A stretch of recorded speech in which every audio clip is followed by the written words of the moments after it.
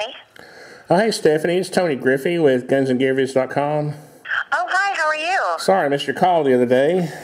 Oh, that is all right. That is okay. How are you? Good. I'm kind of involved with the gun community on YouTube, and I don't know. I just feel like that there's always two sides to each story, and I would like to do a vlog on my website that talks about that. Oh, sure. So I didn't know if you had anything. Is there anything kind of lately going on with the last I had heard that maybe Rock River Arms had disavowed themselves from the whole thing, or? Yeah, so we actually terminated our executive director and our lobbyist of IFMA, and then we also dissolved the trade organization IFMA as well. So as I'm sure you've probably seen on social media, we were, along with Rock River, two of the organizations that made up IFMA. So we collectively made the decision to go ahead and dissolve the organization because we just found ourselves kind of re-examining and saying, this is not doing what it was originally intended to do, which is, protect Second Amendment rights within the state of Illinois. So, right. We dissolved that, and, we are, from this point forward, we're doing everything within our power as a company to ensure that this bill does not pass. We are unequivocally, against it, and I can't reiterate enough to you just how shocked and disappointed as everyone else was to find out that we were supporting such a bill. And I own a business too, and I understand that, businesses have to deal with government regulations every day. Sure. And one thing I haven't heard talked about much is the fact, a lot of people seem to treat you all as retailers when really you're manufacturers, and there's a big difference between, and you tell me if I'm wrong about this, especially with you all. I know a gun manufacturer shouldn't have to be licensed as a dealer because you're not selling at the retail level, right?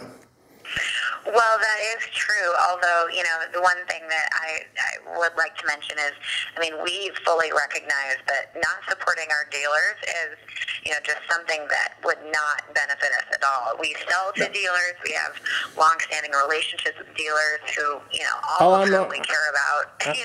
I'm not suggesting that at all, don't get me wrong. What I'm trying to do is get to, because there seems to be this disconnect between what people think is the motive. And for me, if I was a business and I was in a state that wasn't friendly to guns, and they started wanting to, businesses seek exemptions all the time. It's like, in our business, in the construction, like I'm a general contractor, I do the gunsandgearvids.com as kind of a, I like to look at myself as a part-time journalist, but really I don't make any money doing that. So, but in our business, developers will go to governments and they will say, I will develop this nice development in your area, in this low, maybe it's a depressed area, where the housing market's not doing too well, or, the area is just not very attractive. And they will seek these exemptions from like property taxes or, any kind of taxes. They will seek exemptions. That's what I'm trying to say.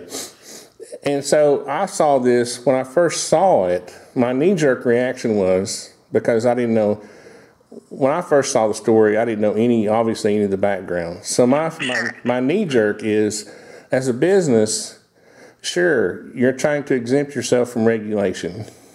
So, and of course, I got called a shill for that, somehow I turned into an anti-gunner shill, and that was my question. Why would a gun company want to pass gun laws? Right, exactly. And I can say that, while I can't speak to the actions of our lobbyist and his exact motivations, because I'm not sure what those were. I would imagine, we do have a very long track record with him. Over the past 15 years, he has fought on our behalf countless pieces of anti-gun legislation within the state of Illinois. So the trust and the working relationship we had was hard-earned, and it was, very well established. So I would imagine that he was he was, trying to do his best, but at the same time, when we found out that we were supporting such a bill, exactly to your point, that's just not something we stand for as a brand, to do anything that would infringe upon the Second Amendment. We were just as shocked and disappointed. So, so if that answers your question, I just, No, and I guess the point I was trying to make is that people, I don't know. I'm trying to interview you. I'm trying not to get on my soapbox too much because I'm interviewing you. But it seems that people sometimes, even in the gun community, don't think about what you're asking. Let's say the law did pass and that manufacturers were not exempt. Well, that's an unnecessary regulation on the gun manufacturer, because they're a wholesaler. You're not even the wholesaler. You sell to wholesalers, right? And then those wholesalers sell to dealers. Well, why should a manufacturer have to have a gun dealer license? Right. So I'm not trying to create some kind of backstory. Well, I kind of am, but I'm just saying I guess I'm trying to be objective and understand that and help other people, because here's the thing, okay? Rock River Arms and Springfield Armory aren't doing really, and this is not criticism, I'm just saying in social media you do not see them addressing the motive very well. So people are still saying, even though you've taken all this action, they're still like, well, we're still going to boycott. They still got their lips puffed up. Their shoulders raised. I just want people to understand what really what happens in the real world, and that is that businesses have to deal with a lot of government regulations every day. And it's not. Okay, I'm just going to jump out there and say that I did not see it as you, somehow trying to stab dealers in the back. Oh, good. Well, thank you, because we did it. that is definitely true. Because of all the reasons I just mentioned, is that, who's going to pay for the cost of those regulations? It's not like you can just raise the price of an M1A up to, make up the difference. So it's going to hurt. It's going to hurt your business in the long run, because you still have to remain competitive.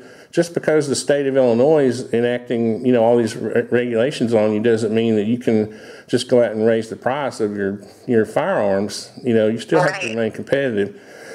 So anyway, I know people are going to call me a bigger shield now but I don't know. When you've been involved with business, I've been involved with business for, 30 some odd years, and you tend to have a different, when you're the one filing the franchise excise taxes, dealing with OSHA safety requirements, dealing with workers' comp and general liability and payroll taxes, and you tend to have a different perspective on things, Well, and that's true. And just to reiterate too, where the lobbyist had actually failed to communicate anything about this bill to us. So, although he was supposed to represent us and had done so very successfully in the past, we were, not to sound like a broken record, but we were just as shocked and disappointed as everyone else to find out that we were supporting such a bill. So, I so appreciate your understanding too.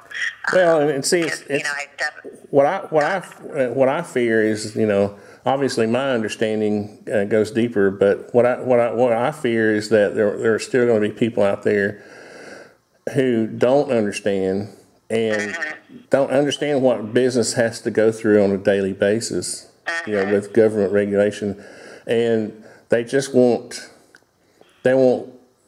still, once people get this impression in their mind, I just feel like, I don't know, do y'all have any kind of sort of future plans for, PR on this, or is it just kind of wait and see? Yeah, we definitely have some things in the the works. We have an ongoing email campaign to over 250,000 Illinois firearms enthusiasts, and even millions more nationwide. We're advertising on conservative talk radio and some of the battleground districts in Illinois. Just urging everyone that we possibly can to contact our local representative. We've done. No, I don't mean, and see, my point was that these people should have been fighting the legislation in the first place, not beating up on, manufacturers. But I'm saying, what do you see is there anything needed to kind of heal or can you heal that relationship between you and the Springfield, customer who felt like they were being betrayed? We're really, really hoping so, and I just think to your point, I just think there's a lot of confusion out there about some of the circumstances. So I truly believe that the truth will win out. It's just a matter of time, and I just trust that we're doing everything that we possibly can to ensure that occurs. Okay, well, I appreciate you calling me back. I know my website's not really big or anything, but I do like to approach things. I do like to get both sides of the story, and I do appreciate you calling me back. And do you have anything else to add? I just want to thank you because I know you don't have to call little people back, little bloggers back like this. Oh yeah, what's your website? I didn't realize you had a blog.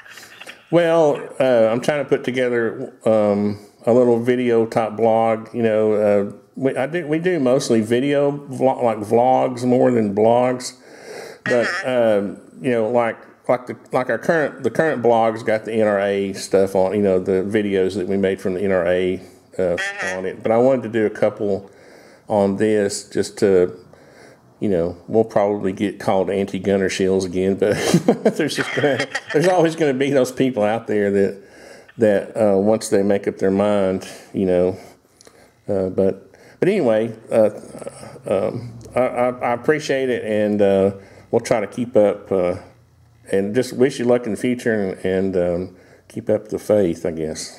Yeah, absolutely. Thank you so much. And what's the name of your blog, just so I can check it out now? I'm very intrigued. It's gunsandgearvids.com is the website, and we mainly what we mainly do is allow people to. It's kind of like a YouTube for guns and gear. In other words, especially without the censorship. Sure. Oh yeah. And so we have 200 or 300 members, and we're actually relatively new, and I'm trying to grow. And, stories, trying to keep, out there on stories like this, just to try to keep both sides, because, you have so many vlogs and blogs in the gun industry, the gun community, that aren't friendly to this kind of thing, So it's not that I'm trying to create some kind of antimatter. I just like to look at both sides of the story. So anyway, right. Well, I appreciate that, and I appreciate your willingness to find out both sides. That's definitely a breath of fresh air in this case. Because I actually met I'm sure the guy doesn't remember me, but I met the guy from Truth About Guns at the NRA just briefly. Obviously, he doesn't know who I am, but that, funny enough, I didn't realize how deeply into that they were until I got back and started reading more articles, and I was like, wow, this really kind of goes deep in the gun community, as far as what people are thinking, what they're feeling about it, Right. So, right. So.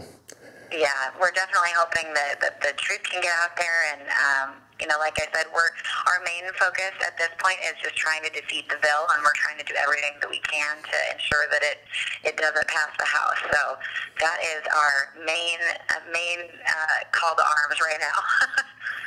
Okay, well, we'll do what we can do. I appreciate your calling me back. Yeah, absolutely. Thank you so much for calling. I appreciate it. Thanks. Yeah, have a good one. You too. See ya. Bye-bye. Will you come and be called an anti-gunner? What do they call me? Anti-gunner shield? With me? Will you be with me when they call me that? I guess I'm just trying to explain to people, I mean, I had never heard anybody talk about the differences between manufacturers and wholesalers and retailers, and why they think, you know, this is a point I haven't heard anybody talk about. Why wouldn't you want to exempt yourself from government regulation that doesn't apply to you? If it's a gun dealer licensing law, why would you want manufacturers to have to, you know, go along with that? So anyway, it doesn't matter. People are going to think what they're going to think, and all we can do is try to keep on going on. And right now we got to clean up the shop. So wave goodbye, Beard. See ya.